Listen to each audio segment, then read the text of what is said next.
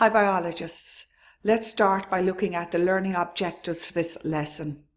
Take note that this material is for the higher level biology paper only.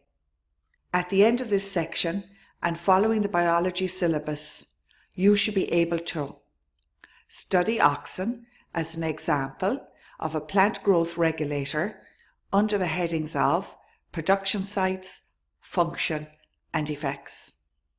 What does this actually mean? What are we trying to learn? This is very straightforward. Basically, you have to be able to describe the production sites, function, and effects of the growth regulator auxin. Let's study auxins. Growth regulators are chemicals that control growth in plants. Auxins are examples of growth regulators. They promote or they encourage growth in the plant. There are many different types of auxin. Indole acetic acid or IAA, is a common example. This is often just simply called auxin. IAA is a growth promoter. It promotes cell elongation or growth in plant cells. For those of you able for a little bit more, it actually loosens the cellulose fibers in the plant cell walls. One of the objectives of this lesson is that we have to study IAA or auxin under the three headings of production site, function and effects. So let's take each one of these in turn. Where is IAA produced? Well, IAA is produced in the meristematic tissues, in other words, tissues that are capable of doing mitosis or cell division. Remember the M&Ms, M for mitosis, M for meristematic, and this tissue is found in the apical buds or the terminal bud at the tippy top of the shoot and in the side buds. This meristematic tissue is also referred to as apical meristems. So, in other words, IAA is produced at the tippy top of the shoot.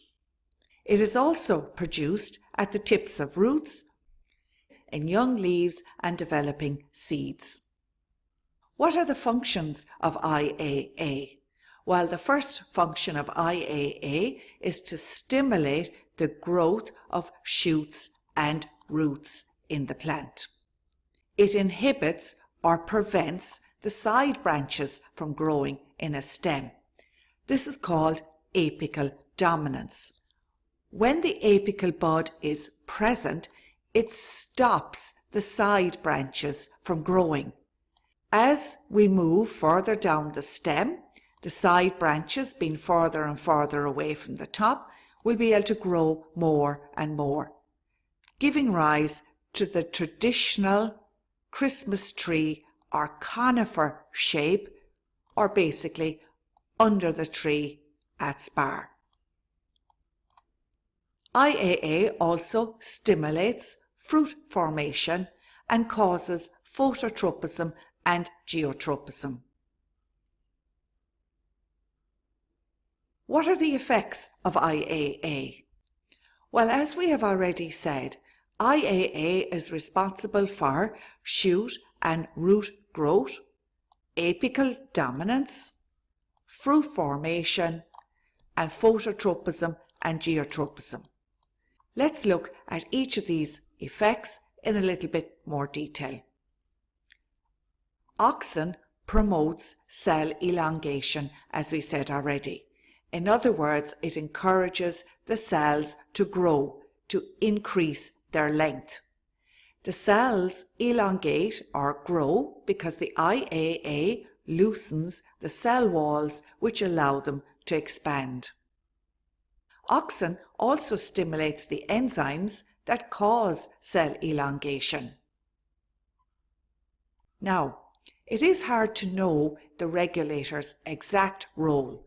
We have to put on our thinking cap here, because auxin concentration can determine the effect that it has.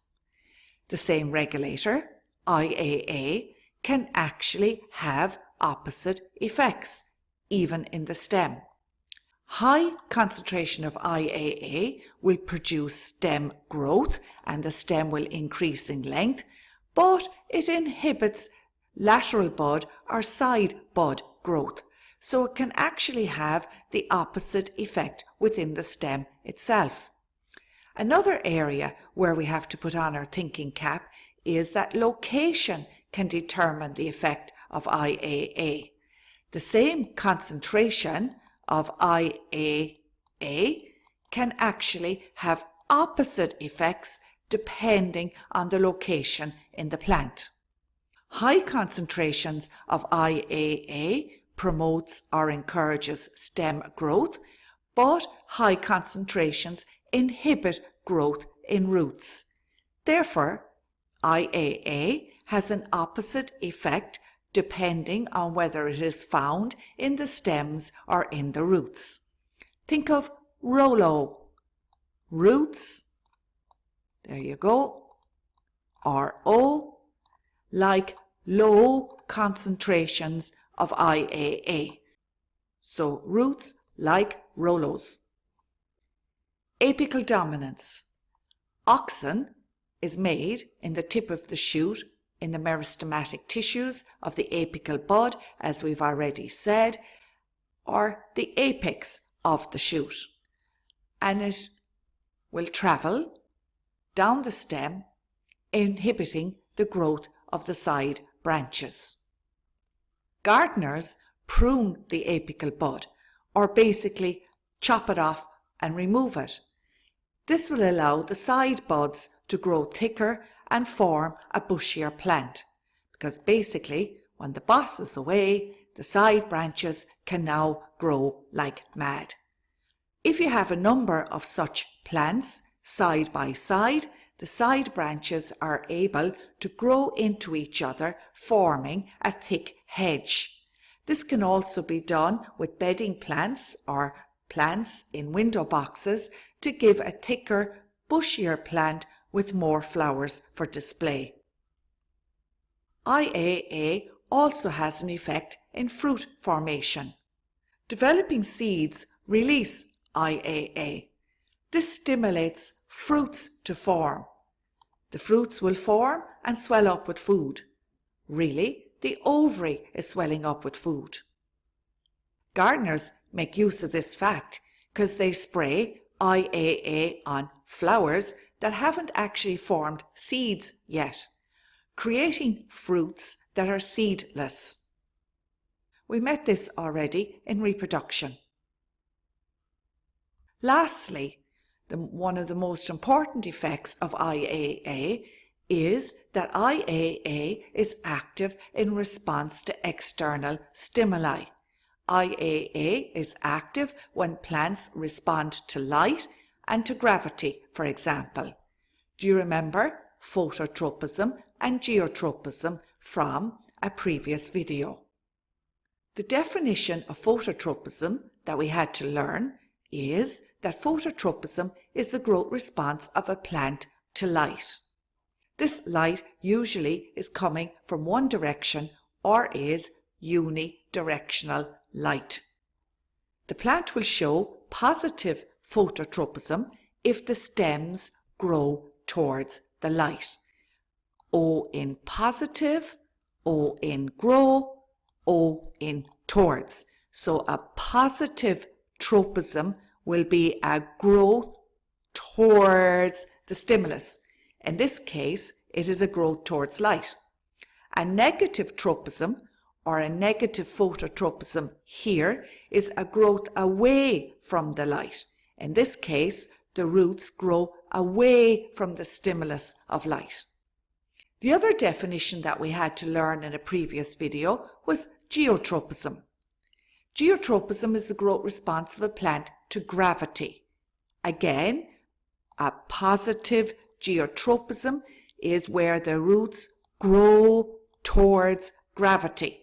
Positive tropism growing towards the stimulus, which in this case is gravity. A negative tropism or negative geotropism, an example here would be where stems grow away from the stimulus, away from gravity. Now back to our previous point. IAA is active in these responses, causing cell elongation, and it is essential for the growth and the bending involved in tropisms. We will look at this point in more detail in our next video. And there you have it. Practice in a jotter. Don't hedge about. Do some study. Now that we have reached the end of our lesson, have we achieved our objective? Can you study Auxin as an example of a plant growth regulator under the headings of production sites, function, and effects?